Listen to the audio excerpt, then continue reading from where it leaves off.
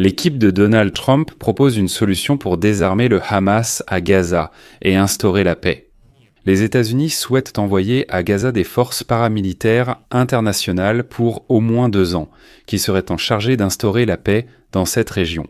Les États-Unis ont déjà soumis à certains membres du Conseil de sécurité de l'Organisation des Nations Unies un projet de résolution sur la création de forces internationales à Gaza. Maintenant, Donald Trump attend la réponse des membres du Conseil de sécurité de l'Organisation des Nations Unies. S'ils soutiennent l'idée, des casques bleus de l'Organisation des Nations Unies seront envoyés à Gaza. Mais si quelqu'un s'y oppose, les pays arabes, ainsi que d'autres, sont prêts à créer leur propre force internationale pour entrer dans la bande de Gaza et désarmer le Hamas. De plus, Donald Trump exige que le Conseil de sécurité de l'Organisation des Nations Unies autorise l'envoi de forces paramilitaires internationales à Gaza, mais aussi que toutes ces forces soient soutenues et subordonnées personnellement à lui. Et pour être précis, au Conseil de la paix dont le président serait Donald Trump. Mais est-ce que tout cela va fonctionner ? Discutons-en ensemble. Je m'appelle Alexei Petchi, aujourd'hui nous sommes le 4 novembre, discutons ensemble de ce sujet. Mais avant de commencer, je vous demande de vous abonner à cette chaîne, de liker cette vidéo et de laisser un commentaire détaillé sous cette vidéo. De plus, abonnez-vous à ma chaîne Telegram Petchi News, le lien se trouve dans la description de cette vidéo. Nous y publions des actualités en temps réel dès qu'elles arrivent.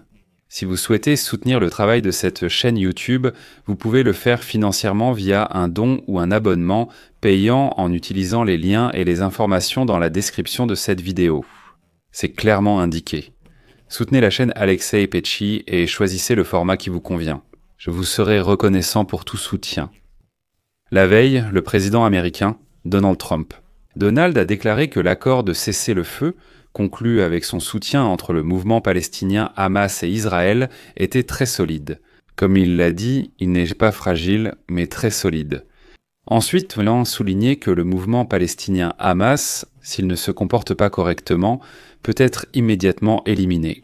Citation, « Ils le savent.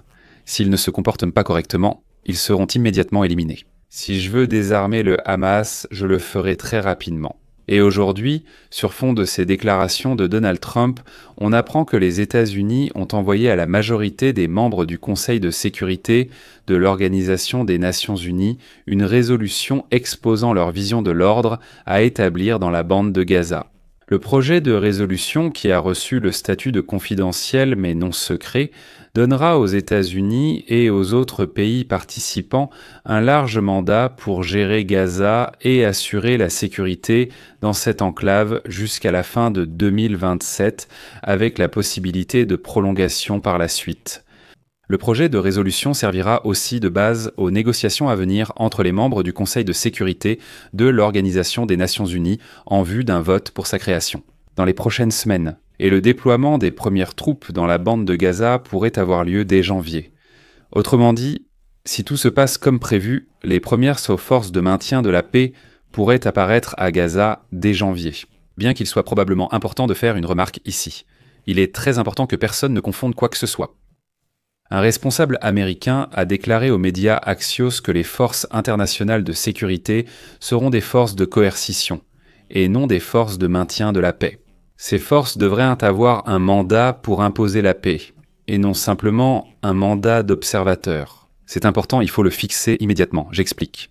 Les forces de maintien de la paix de l'Organisation des Nations Unies ont effectivement différents mandats concernant l'utilisation de la force et des armes dans la zone de conflit. Dans sa forme classique, ce sont simplement des forces qui se tiennent entre les parties en conflit et surveillant le respect du cessez-le-feu ou de la trêve. En cas de violation, ces forces constatent cette infraction et la transmettent aux organes de l'Organisation des Nations Unies où on voit ça. Cela ressemble vaguement à l'Organisation pour la sécurité et la coopération en Europe, qui, si vous vous souvenez, était présente en Ukraine depuis 2014. Ils ne faisaient que constater certaines violations, mais en réalité, ils ne pouvaient rien faire eux-mêmes. Mais les forces de coercition, c'est autre chose. Ce sont ces forces qui ont la sauce et qui ont pleinement le droit d'ouvrir le feu pour tuer sans autorisation préalable, si l'une des parties viole le régime de cessez-le-feu ou la trêve. Et là, Trump a entièrement raison. Si le Hamas ne respecte pas les règles, ces forces internationales auront pleinement le droit d'éliminer par la force les restes du groupe armé. Mais passons maintenant aux choses concrètes. Comme il est annoncé, les forces comprendront des militaires de plusieurs pays participants. Leur création sera réalisée en coordination avec le soi-disant Conseil de la paix de Gaza, dont le président sera Donald Trump lui-même.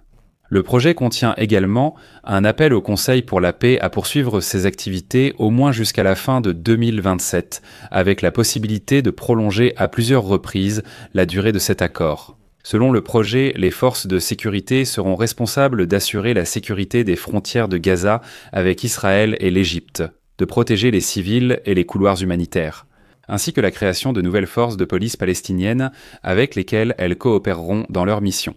À l'avenir, ce sont précisément ces forces de police palestiniennes formées qui devront devenir la base des forces de l'ordre de la Palestine. Le projet indique également que les forces internationales de sécurité, je cite, stabiliseront la situation sécuritaire dans la bande de Gaza, en assurant le processus de démilitarisation de la bande de Gaza, y compris la destruction et la prévention de la restauration des infrastructures militaires, terroristes et offensives, ainsi que le retrait définitif des armes des groupes armés non étatiques. Et c'est probablement le point le plus important de toute la résolution. Cela signifie que le mandat inclut le désarmement du mouvement de la résistance islamique. Si le groupe ou ses éléments existent, les forces internationales devront achever ce qu'a commencé l'armée de défense d'Israël. C'est pourquoi Israël a accepté le cessez-le-feu, car les États-Unis avaient déjà proposé l'idée que les forces internationales finiraient par achever leur mission. Le projet de résolution indique également que les forces internationales assumeront des tâches supplémentaires qui pourraient être nécessaires pour maintenir l'accord sur Gaza. C'est un autre point important, car les tâches concernées ne sont pas précisées. Mais cela signifie que ces forces reçoivent un mandat très large à Gaza. Ainsi, la résolution précise, je cite, « Les forces internationales de sécurité sont chargées d'assurer la sécurité dans la bande de Gaza pendant la période de transition, au cours de laquelle Israël doit progressivement retirer ses troupes des autres zones de la bande de Gaza. Et l'administration palestinienne doit mener des réformes qui lui permettront de prendre le contrôle de la bande de Gaza pour une période plus longue. Et pour l'instant, comme l'écrit Axios, des pays comme l'Indonésie, l'Azerbaïdjan, l'Égypte et la Turquie ont exprimé leur volonté d'envoyer leurs troupes pour entrer dans la bande de Gaza. Et ensuite, le projet de résolution indique que ces forces seront déployées dans la bande de Gaza, sous un commandement unique, acceptable pour le Conseil de la paix. C'est-à-dire un autre point intéressant. Toute l'opération sera dirigée par Donald Trump, car c'est lui le président du Conseil de la paix. Il est ensuite précisé que la création des forces et leurs opérations se feront en étroite coopération et consultation avec l'Égypte, l'Iran et Israël. Il y a aussi un autre point très intéressant. Les forces de sécurité seront autorisées, je cite, à prendre toutes les mesures nécessaires pour remplir leur mandat conformément au droit international, y compris le droit international humanitaire. Et voici ce qui est intéressant. C'est-à-dire que l'aide humanitaire à Gaza sera également assurée précisément par ces forces et non par des missions distinctes de l'Organisation des Nations Unies. Le projet stipule que l'aide sera fournie exclusivement par les organisations qui coopéreront avec le Conseil pour la paix sous la présidence de Trump, y compris des organisations telles que l'Organisation des Nations Unies, la Croix-Rouge et le Croissant-Rouge. C'est-à-dire que même ces organisations devront travailler avec le Conseil pour la paix de Trump.